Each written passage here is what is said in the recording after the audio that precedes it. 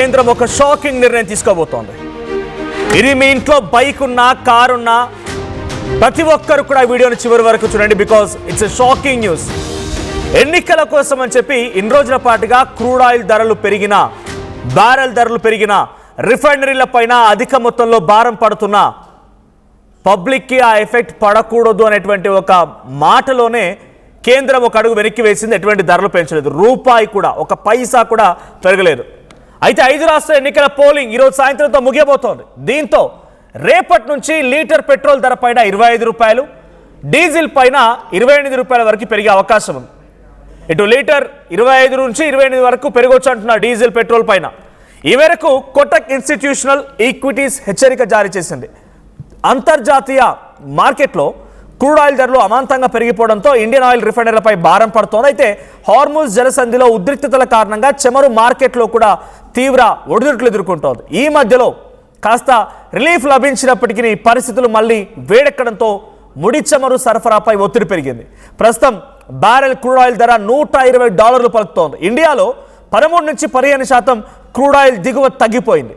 అయితే అంతర్జాతీయ మార్కెట్లో ధరలు పెరగడంతో రోజుకి $190 నుంచి $210 మిలియన్లు అదనంగా ఇండియాపై భారం పడుతోంది. ఇక రిటైల్ ధరల్లో మార్పులు లేకపోవడంతో రిఫైండ్ల పైన నెలకు సుమారుగా 27,000 కోట్ల రూపాయల అదనపు భారం పడుతోంది. 5 రాష్ట్రాల ఎన్నికల కారణంగానే ధరలు పెంపు వాయిదా వేసిన కేంద్రం ఇక ఏప్రిల్ 29 నుంచి చివరి విడత పోలింగ్ ముగియగానే పెట్రోల్, డీజిల్ ధరలపైన ఈ నిర్ణయం తీసుకునే అవకాశం ఉంది. ప్రస్తుతం అంచనా ప్రకారంగా 25 నుంచి 28 రూపాయలు లీటర్పై పెరిగే అవకాశం ఉంది. అంటే ప్రస్తుతానికి 107 రూపాయలు, మనం 108 రూపాయలు, అప్రాక్స్ 108 రూపాయలు కనుక హైదరాబాద్ తెలంగాణ లిమిట్స్లో మనం లీటర్ పెట్రోల్పై చెల్లిస్తూ ఉంటే అది కాస్త ఇక 25-30 పెరిగితే 140కి చేరే అవకాశం ఉంది. అటు ఇటుగా 135 నుంచి 140 వరకు చేరే అవకాశం ఉంది. ఇక ద్రవ్యోల్బణాన్ని దృష్టిలో ఉంచుకొని దశల వారీగా ఈ పెంపును చేపట్టే అవకాశం కూడా ఉంది. బట్ ఏదేం జరిగినా మెల్లిమెల్లిగా ఇది అమాంతంగా 130 నుంచి 140 చేరే అవకాశం ఉంది. గతంలో కూడా ఇండస్ట్రియల్ యూసేజ్ డీజిల్ పైన, కొంత ఆయిల్ పైన ధరలు పెంచింది. సుమారుగా 25 రూపాయలు లీటర్కి పెంచింది రిఫైనరీలో. అది హిందుస్థాన్ పెట్రోలియం కానివ్వండి, లేకుంటే భారత్ పెట్రోలియం కానివ్వండి, రిలయన్స్, ఇవన్నీ కూడా ఏవైతే రిఫైనరీలు ఉన్నాయో సుమారుగా 25 రూపాయలు పెంచేసే ఆయిల్ పైన ఇండస్ట్రియల్ యూసేజ్ కోసం. సో అక్కడ కారణం ఏం చెప్పిందంటే వాళ్ళు క్రెడిట్లో తీసుకుంటారు, ఎట్ ఎ టైం పే చేయలేరు, వాళ్ళు బల్క్గా తీసుకుంటారు కాబట్టి వాళ్ళపై భారం పడదు, సామాన్యుల పైన భారం పడకూడదు అనే ఒక ఆలోచనతోనే అటువైపు ఇండస్ట్రియల్ యూసేజ్ కోసం మేము ఈ ధరలు పెంచామని కేంద్రం చెప్పింది. అటు రిఫైనరీలకు చెప్పుకొచ్చాయి. కానీ ఇప్పుడు ఇండస్ట్రీ లేదు, తోటకూర కట్టేది లేదు, పబ్లిక్ పైన భారం పడబోతోంది. It's fix. ఎన్నికలు అయిపోయినటువంటి ఒక రోజులోనే ఈరోజు సాయంత్రానికి మొదటి విడత పూర్తవుతుంది. సో 28వ తేదీన ఏప్రిల్ 29న రెండో విడత పూర్తవుతుంది. ఆ తర్వాత నుంచి ఇక పెట్రోల్ ధరలు అమాంతంగా నిచ్చెనేసుకొని ఆకాశాన్ని అంటుతాయి. 108 ఇప్పుడు మనం చెల్లిస్తున్నట్టయితే తర్వాత 135 రూపాయలు అయ్యే అవకాశం ఉంది. మీకు లెఫ్ట్ సైడ్ ఒకటి కనబడుతోంది. So as per CNBC TV 18 ప్రకారంగా so petroleum and diesel prices in India may rise up to 25 to 28 per liter after the ongoing assembly elections as high crude oil prices and Strait of Hormuz disruptions squeeze refineries, according to Kotak Institutional Equities. Kotak Institutional Equities ప్రకారంగా ఈ crude oil ధరలు పెరగడంతో ఆ రిఫైనరీల పైన భారీగా భారం పడుతోంది. కాబట్టి ఆ భారం నుంచి తప్పించడం కోసమే ఎన్నికలు అయిపోయిన వెంటనే ధరలు పెరుగుతాయి. సో నాతో పాటుగా మా ప్రతినిధి మధు కూడా జాయిన్ అవుతున్నారు. మధు, సో ఎన్నికల కోసం ఇన్ని రోజుల పాటుగా ఒక స్టంట్ అని, డెఫినెట్గా పొలిటికల్ సినారియోలో ఇవన్నీ స్టంట్స్ చేస్తూ ఉంటారు, పబ్లిక్ అటెన్షన్ డ్రాగ్ చేస్తూ ఉంటారు. ఎస్, ఇంత సిచ్యువేషన్ ఉన్నా కూడా మమ్మల్ని కాపాడుతున్నారనేటువంటి ఒక సినారియో కూడా క్రియేట్ చేయగలుగుతారు పొలిటికల్గా. సో ఇప్పుడు వన్స్ ఎలక్షన్స్ అయిపోగానే ఈ స్థాయిలో 25 నుంచి 28, అంటే ఇన్ని రోజుల పాటుగా జరిగిన నష్టం మొత్తానికి కూడా ఒకేసారిగా అమాంతంగా ఆకాశాన్ని ఎత్తేసి ఆ రేట్లను పెంచబోతున్నారు. ఏం జరగవచ్చు? ఎన్నికల కోసం ఆపిన తర్వాత ఇప్పుడు పెరిగితే పబ్లిక్లో రియాక్షన్ ఏ రకంగా ఉండే అవకాశం ఉంది? ఎగ్జాక్ట్లీ ఒక రకంగా చెప్పాలంటే ప్రపంచం ఎదుర్కొంటున్నటువంటి కొన్ని విపత్తులు, అట్లాంటిది ఒక కరోనా ఉంటే ఇప్పుడు ఇరాన్ తర్వాత ఇజ్రాయెల్ అమెరికాకి సంబంధించినటువంటి యుద్ధం. సో ఈ సిచ్యువేషన్లో అత్యంత క్లిష్ట పరిస్థితులు ప్రపంచ దేశాలు ఎదుర్కొంటున్నాయి. ఎందుకంటే చమురు దాదాపు దేశంలో ఉన్నటువంటి ఎక్కువ శాతం 98కి పైగా దేశాలు, దాదాపు 98% పైగా దేశాలు ఇంపోర్ట్ పైనే ఆయిల్ ఇంపోర్ట్ పైనే ఆధారపడి ఉన్నటువంటి పరిస్థితి. అందులో భారత్ కూడా ఒకటి, అమెరికా కానీ మిగతా అన్ని దేశాలన్నీ ఒక క్లిష్ట పరిస్థితులు ఎదుర్కొనే సిచ్యువేషన్ కనిపిస్తూ ఉంది. ఇప్పటివరకు అయితే యుద్ధ ప్రభావం భారత్ మీద పడలేదు. కొన్ని నౌకలను అనుమతించింది ఇరాన్. ఈ మధ్య మళ్ళీ ఉద్రిక్తతలు పెరిగాయి హార్ముజ్ జలసంధికి సంబంధించినటువంటి దాంట్లో భాగంగా.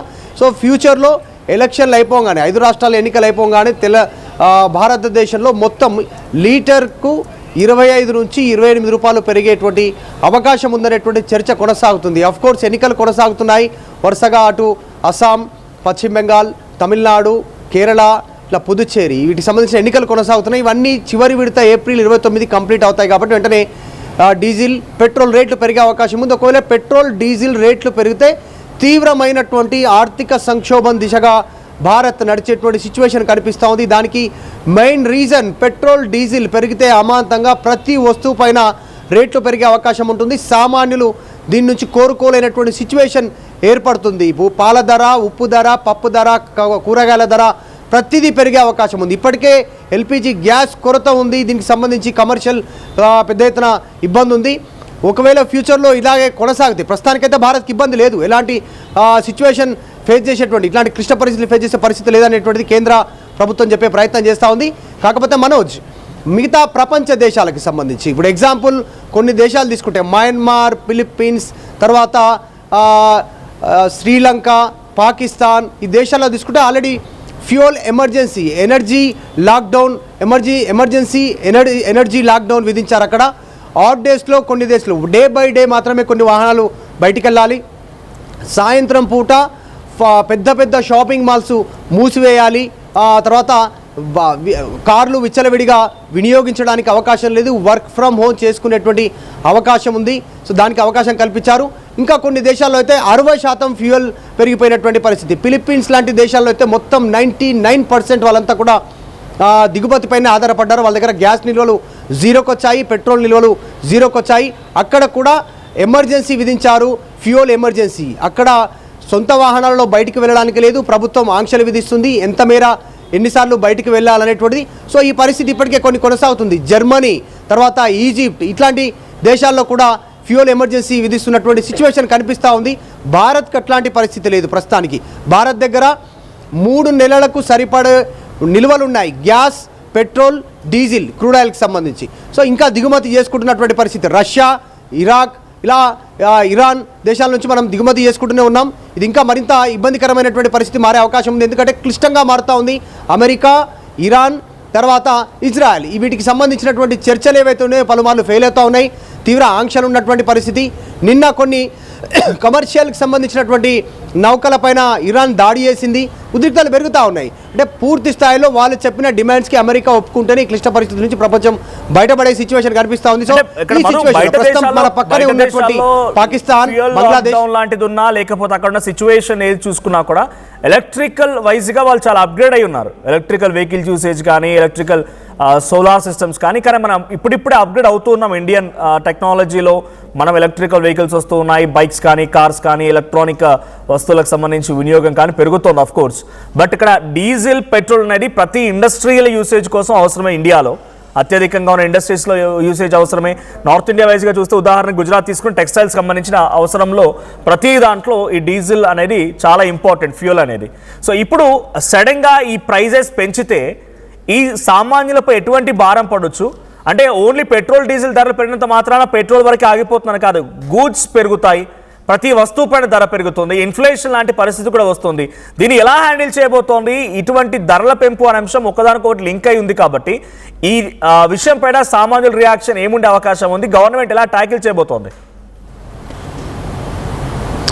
ఎగ్జాక్ట్లీ, ప్రపంచ దేశాలు ఆల్రెడీ దీన్ని ఫాలో అవుతున్నాయి. ఈ ఫ్యూయల్ ఎమర్జెన్సీ ఉన్నటువంటి సిచ్యువేషన్లో odd days, day by day, అంటే ఏదో ఒక్క రోజు మాత్రమే వాహనాలను బయటికి తీయాలి పరిమిత సంఖ్యలో, అది కూడా లిమిటెడ్ టైంలోనే బయట తిరగాలి, మిగతా టైం వరకు ఇంటికి రీచ్ అయిపోవాలి అనేటువంటిది. తర్వాత కొన్ని ప్రదేశాలలో కేవలం ప్రభుత్వానికి సంబంధించినటువంటి ట్రాన్స్పోర్ట్నే ఉపయోగించాలనేటువంటిది, ఇట్లా కొన్ని జరుగుతూ ఉన్నాయి. ఇంకా కొన్ని ఏరియాలో అయితే షాపింగ్ మాల్ మూసేయాలి, తర్వాత పెద్ద పెద్ద ఇండస్ట్రీకి సంబంధించి లిమిటెడ్ టైం ఇవ్వడం కానీ, జనాలకు వర్క్ ఫ్రమ్ హోమ్ ఇచ్చేటువంటి అవకాశం కానీ, ఎవ్రీ వెడ్నెస్డే, కొన్ని దేశాల్లో అయితే వెడ్నెస్డే, శ్రీలంక లాంటి దేశాల్లో బుధవారం రోజు హాలిడే ప్రకటించారు. సండే ఎలాగో హాలిడే ఉంటుంది, సో బుధవారం కూడా హాలిడే ప్రకటించినటువంటి పరిస్థితి. దానివల్ల జనాలు బయటికి రాకుండా ఉంటారు, ఫ్యూయల్ కన్జ్యూమ్ తక్కువయ్యే అవకాశం ఉందనేటువంటిది. సో భారత్లో కూడా దాదాపు 140 కోట్లకు పైగా జనాభాతో తొణికిసలాడుతున్నటువంటి దేశం మనది. చైనా బీట్ చేయబోతా ఉన్నాం త్వరలో జనాభాలో.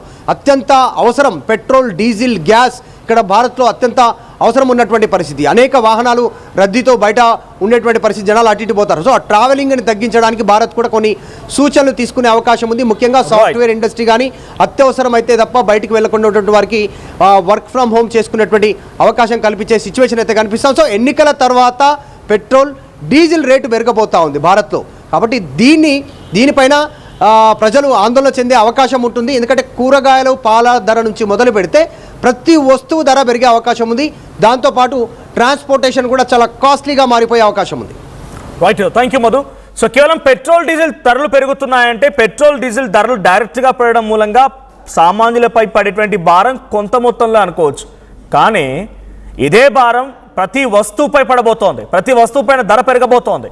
ట్రాన్స్పోర్టేషన్ ఛార్జెస్ పెరగబోతూ ఉన్నాయి. ట్రాన్సిట్ ఛార్జెస్ పెరగడంతో ఆటోమేటిక్గా ధరలు పెరుగుతాయి. సో ఇలా ఒకదానొకటి ముడిపడినట్టు అంశంతో ఎన్నికలు పూర్తయిన వెంటనే 25 నుంచి 28 రూపాయల ధరని పెంచే అవకాశం ఉంది పెట్రోల్, డీజిల్ పైన. సో ఇటువంటి ఇంపాక్ట్ ఉండబోతుందని అంటే డెఫినెట్గా ఒక ఇన్ఫ్లేషన్ పరిస్థితి దారితీయబోతోంది. అది కేవలం అటు ఇండియా చేసినటువంటి విషయమేం కాదు, గ్లోబల్ లెవెల్లో జరుగుతుంది. అఫ్ కోర్స్ గ్లోబల్ లెవెల్లో జరుగుతున్న ఇంపాక్ట్ ఉన్నాయి, గ్లోబల్ లెవెల్ జరుగుతున్న ఆస్పెక్ట్స్ కూడా ఉన్నాయి. కానీ ఎలక్షన్స్ ముందు వరకు కంట్రోల్లో పెట్టి ఎలక్షన్ తర్వాత పెంచుదామనే ఆలోచన డెఫినెట్గా పొలిటికల్ స్టంట్లో భాగంగానే ఎన్డీఏ కూటమి ప్రభుత్వం చేస్తుందనేది మాత్రం డెఫినెట్గా ఇప్పుడు అపోజిషన్స్ కూడా కొంత రచ్చలేపే అవకాశం ఉంది. డెఫినెట్గా పబ్లిక్లో కూడా అర్థమైపోతుంది. సో ఎలా చూస్తున్నారు, ఈ స్థాయిలో ధరలు పెరిగితే ఎటువంటి ఇంపాక్ట్ ఉందని మీరు అనుకుంటున్నారు? మీపై ఎలాంటి భారం పడవచ్చు ఈ ధరల పెరుగుదల పైన మీ అభిప్రాయం ఏంటి? కామెంట్ చేయండి.